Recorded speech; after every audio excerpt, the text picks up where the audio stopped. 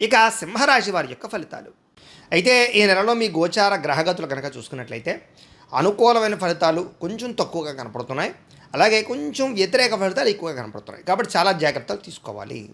ముఖ్యంగా డబ్బుల విషయంలోనూ, కెరీర్ విషయంలోనూ, లేదా సంబంధ బాంధవ్యాల విషయంలోనూ ఎక్కువగా సమస్యలు కనపడుతున్నాయి. కాబట్టి ఈ 3 విషయాల్లోనూ ఎక్కువ జాగ్రత్తలు తీసుకోవాల్సిన అవసరం ఈ నెలలో కనపడుతోంది.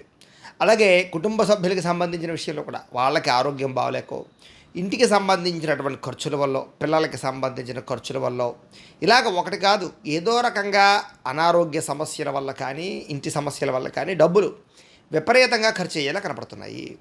ముఖ్యంగా ఉద్యోగస్తులందరికీ కూడా బాగా శ్రమ పడితే తప్ప ఉద్యోగంలో ఎదుగుదల లేకపోవడం, ఉద్యోగంలో ఊహించని మార్పులు, ఊహించినటువంటి అనవసరమైనటువంటి గొడవలు కనపడుతున్నాయి. కాబట్టి ఉద్యోగ వ్యవహారాలు చేసేవారు కూడా చాలా ఎక్కువ జాగ్రత్తలు తీసుకోవాలి.